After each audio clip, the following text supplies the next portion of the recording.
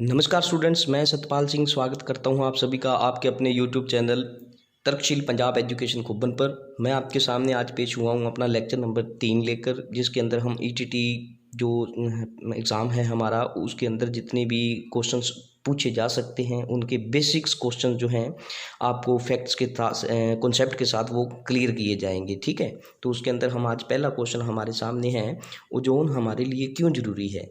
तो सबसे पहले तो हमें इसके हर एक फैक्ट को जानना है। ओजोन क्या है? एक ऑक्सीजन का रूप है। ठीक है, एक ऑक्सीजन का रूप है और ऑक्सीजन का जो मॉलिक्यूल है, एक मॉलिक्यूल नहीं है, इसके 3 मॉलिक्यूल होते हैं। मतलब ऑक्सीजन का एक एक मॉलिक्यूल जुड़कर क्या है, 3 मॉलिक्यूल जुड़ेंगे, फिर जाकर क्या है, जो हमारा O3 है वो बनता है। O3 केमिकल O3 इसका साइन है। O3 ओजोन को हम O3 से डिनोट करते हैं। ठीक है, और उसके बाद ये क्या है, ओजोन क्या है, एक विषैली गैस है। एक विषैली गैस है।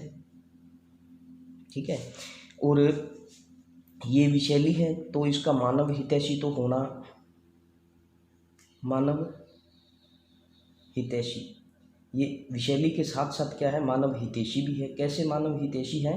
क्योंकि सूरज से आने वाला जो पराबैंगनी प्रकाश होता है, ठीक है, जो पराबैंगनी प्रकाश होता है, या बोल सकते हैं आप पराबैंगनी जो किरणें होती हैं उनको क्या है, ये सोख लेती है या एब्जॉर्ब कर लेती है। देखो क्या है, ओजोन एक ऑक्सीजन का रूप है। ऑक्सीजन के 3 परमाणु मिलकर ओजोन का एक परमाणु बनाते हैं, तो मतलब O3 मिले होते हैं। ओ इसका फॉर्मूला O3 है। ये एक विषैली गैस है और ये मानव हितैषी भी है विषैली के साथ साथ। कैसे है? क्योंकि सूरज से आने वाला पराबैंगनी प्रकाश जो है ये रोक लेती है। ठीक है, अब ये जो रोक लेती है ना, तो इससे क्या है, हमारे जो ये प्रकाश अगर धरती पर पहुंच जाए तो मानव को क्या है, त्वचा संबंधी जो रोग हैं, स्किन रिलेटेड प्रॉब्लम्स जो हैं वो हो सकती हैं। और ये क्या है, इन्हीं चीज़ों को क्या है, ये ओवरकम कर देती है। मतलब मानव धरती के ऊपर मानव को क्या है, त्वचा से संबंधित रोग नहीं होते। किस लिए नहीं होते? क्योंकि वो ओजोन परत जो है वो मैक्सिमम प्रकाश जो है वो सोख लेती है। कौन सा? पराबैंगनी प्रकाश। और ये पराबैंगनी प्रकाश मानव के जो त्वचा है उसके लिए बहुत हानिकारक है। ठीक है, उसके बाद अगला है हमारा, इसी के साथ जुड़ी हुई चीज़ है, ओजोन परत जो है कितनी हाइट पर पाई जाती है, तो ये पाई जाती है 32 से लेकर 50 तक। ठीक है, 32 से लेकर 50 किलोमीटर तक की हाइट पे पाई जाती है। और किस में मिलती है? तो ये मिलती है हमें समताप मंडल में। समताप मंडल में इसकी जो एग्जिस्टेंस है वो पाई जाती है। ठीक है, और उसके बाद क्या है, इसकी जो इकाई है, इस परत की मोटाई मापने की जो इकाई है वो है डॉप्सन। ठीक है, वो है डॉप्सन। और 93% से लेकर 99% तो जो पराबैंगनी प्रकाश है वो ये जो हमारी ओजोन परत है ये सोख लेती है। ठीक है, और इसी परत को बचाने के लिए ना एक दिवस मनाया जाता है 16 दिसंबर को, जिसको बोलते हैं ओजोन दिवस। और अब की बार 2020 के अंदर कौन सा ओजोन दिवस मनाया जा रहा है? तो ये मनाया जा रहा है 26वां। ठीक है, और इस ओजोन परत की जो खोज की थी वो खोज की गई है, फ्रेंच के वैज्ञानिक थे जिनका नाम था चार्ल्स केवरी, और साथ में इनका साथ दिया था हेनरी वुनस ने। ठीक है, हेनरी वुनस। तो ये 2 साइंटिस्ट हैं जिन्होंने क्या है, ओजोन गैस को खोजा था। ठीक है, तो ये हम इसके जितने भी फैक्ट हो सकते थे इसके ऊपर वो सारे आपके सामने कवर किए। और दूसरा क्वेश्चन हमारे सामने आ रहा है पोटाशियम का। शरीर में जो हमारी ये पोटाशियम होती है, जिसको आप नमक बोल देते हैं, इसका हमारे शरीर के अंदर क्या कार्य है या काम क्या है, क्या काम करती है ये, तो इसके अंदर देखना है। सबसे पहले तो पोटाशियम जो है हमारे शरीर में करती क्या है, तो ये जो हमारा हार्ट बीट होता है, जो हमारी हार्ट बीट है उसको क्या है, ये संचालित करती है। ठीक है, हार्ट बीट को क्या है, ये संचालित करती है। और उसके बाद अगर देखा जाए तो इस पोटाशियम का जो डिनोशन होता है, ये इसको K से डिनोट किया जाता है। और इसकी जो परमाणु संख्या है, इसकी जो परमाणु संख्या है वो है 19। और जो हम इसका यूज़ जो होता है, इसका यूज़ जो होता है वो भोजन के अंदर हम पोटाशियम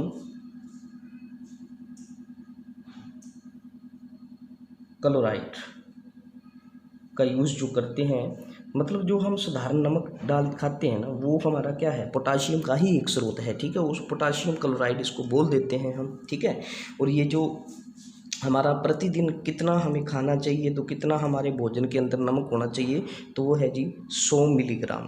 ठीक है, 100 मिलीग्राम ये होना चाहिए। और ये क्या करता है हमारे शरीर के अंदर, तो ये क्या करता है, बीपी का जो खतरा होता है, बीपी के खतरे को कम करता है।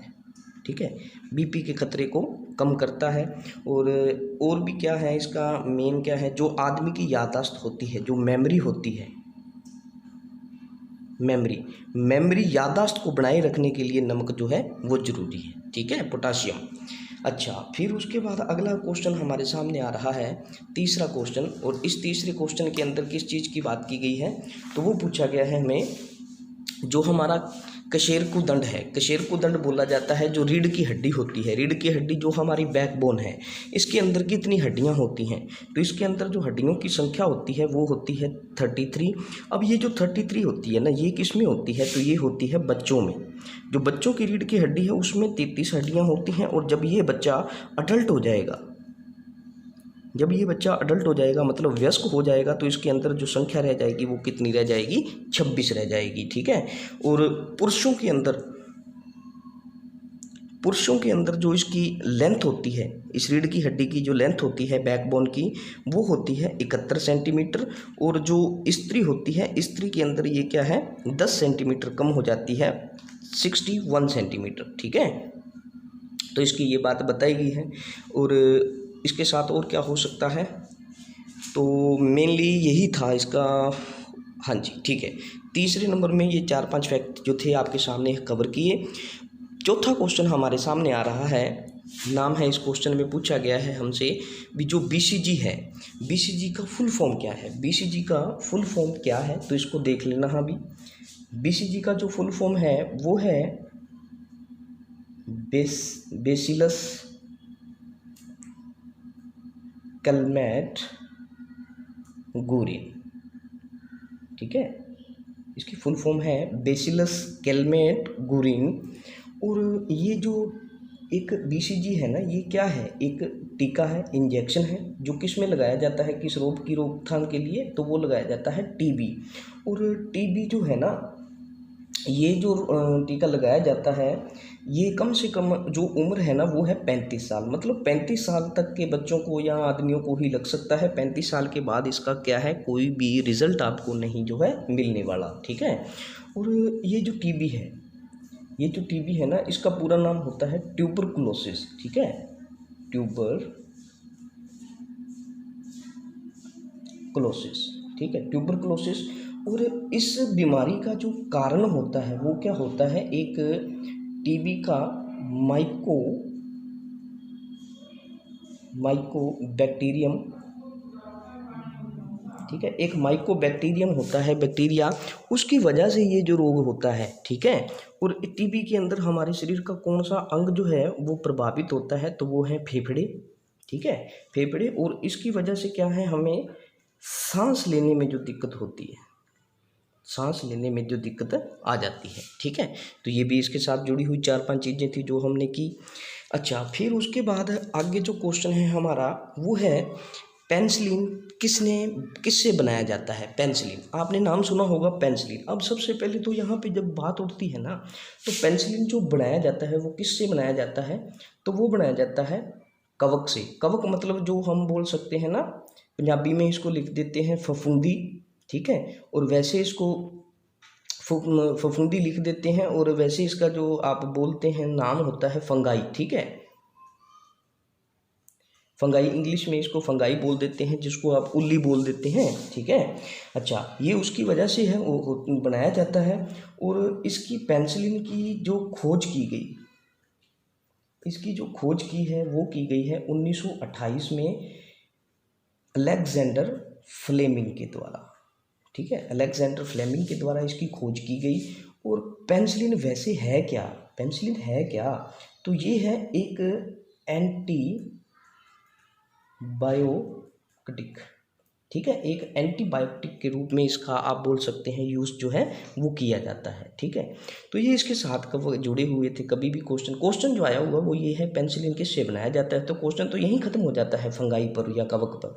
लेकिन ये भी चीज़ें याद रखना, कई बार इसकी खोज पूछ ली जाए, कब हुई थी, किसने की थी, तो वो भी, और ये है क्या, तो ये एक एंटीबायोटिक है। ठीक है, अगला क्वेश्चन हमारे सामने 6वां क्वेश्चन जो हम ले रहे हैं वो है, मान के चलो भी क्वेश्चन मैं लिख देता हूँ यहाँ पे, ध्वनि की जो चाल है, ध्वनि की चाल क्या है। अब ध्वनि बोलते हैं वॉइस को, जो मैं बोल रहा हूँ, जैसे ये जो साउंड होती है इसको ही ध्वनि बोल देते हैं। अब इसकी जो चाल वैसे ली जाती है ना, तो वो ली जाती है 760 मील पर घंटा। ठीक है, 760 मील पर घंटा। अब ये ध्वनि है ना, ये अलग अलग मटेरियल के अंदर जब बोली जाती है, अलग अलग मीडियम के अंदर जब इसका ट्रांसमिशन किया जाता है, तो इसकी चाल जो है वो चेंज हो जाती है। तो वो ही पूछा जा सकता है आपसे कभी, जैसे मान के चलो आपसे पूछ लिया जाए ध्वनि की चाल वायु में कितनी है, तो वायु में है 332 मीटर पर सेकेंड।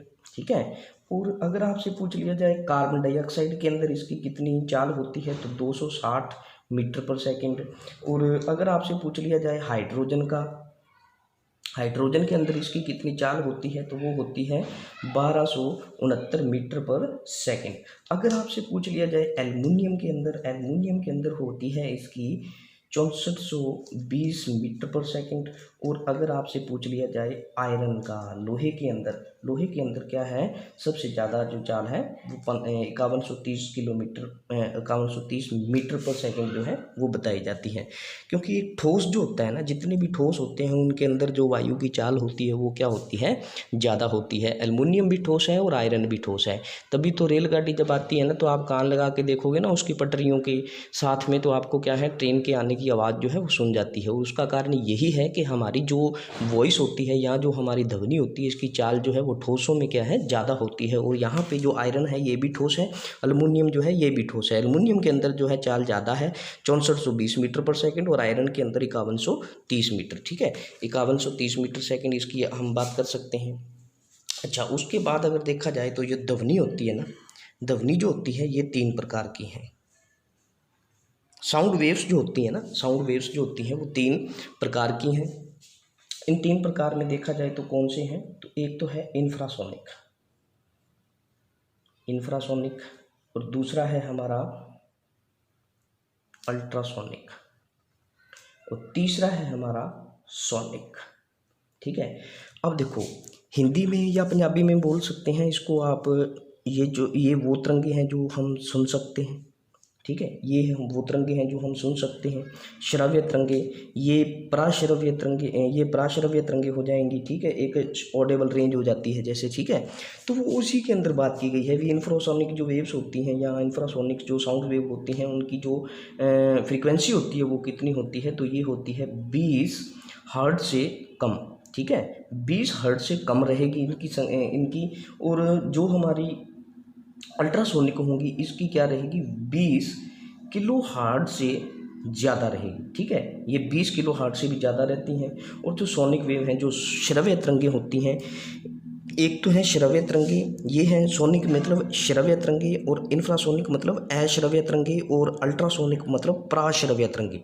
ठीक है, तो सोनिक वेव जो है ये है हमारी श्रव्य तरंगे। श्रव्य तरंगों की जो फ्रीक्वेंसी होती है वो 20 हर्ट्ज से लेकर 20 किलो हार्ट्ज के बीच वाली जो रेंज है ना, ये हम सुन सकते हैं। ठीक है, ये हम सुन सकते हैं। और ये वाली जो होती हैं इंफ्रासोनिक और अल्ट्रासोनिक, इनको क्या है सुनने के लिए कुछ बड़े बड़े आप बोल सकते हैं छोटे मोटे जानवर होते हैं, जैसे बिल्ली हुई, सांप हुआ, ऐसे जानवर ये क्या है अलग अलग वेव्स को ये क्या है आइडेंटिफाई करते हैं। ठीक है, तो ये आज का हमारा सेशन था। इसके अंदर हमने मैक्सिमम जो क्वेश्चन बन सकते थे वो आपसे किए।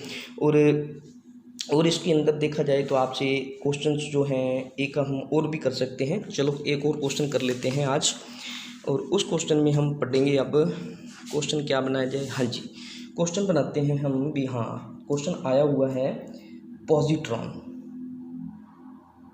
पॉजिट्रॉन की खोज किसने की, पॉजिट्रॉन की खोज किसने की थी। ठीक है, तो इसका जो बेसिक आंसर बनेगा वो बनेगा हमारा एंडरसन। ठीक है, एंडरसन ने खोज की थी। अब ना इस कॉन्सेप्ट को समझना है थोड़ा। देखो, जैसे ये जो अभी मैं जिस पे लिख रहा हूँ या जिस पेन से मैं लिख रहा हूँ, तो ये क्या है, हमारा जो पेन बना है ना ऐसे सीधा ही नहीं बन गया, या जो ये कागज़ बना है सीधा ही नहीं बन गया। पहले क्या था, एक परमाणु था। तो मतलब ये क्या है, पहले है एक परमाणु, और परमाणु के ऊपर पूछा जा सकता है इसकी खोज किसने की थी। तो ये 1803 में की गई है जॉन डाल्टन के द्वारा। ठीक है, जॉन डाल्टन ने इसकी खोज की थी। अब ना देखो, परमाणु जो है ना वो ऐसे ले सकते हैं बिंदु के रूप में।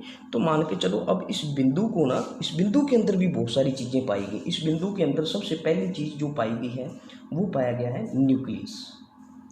ठीक है, वो इसके अंदर क्या पाया गया है,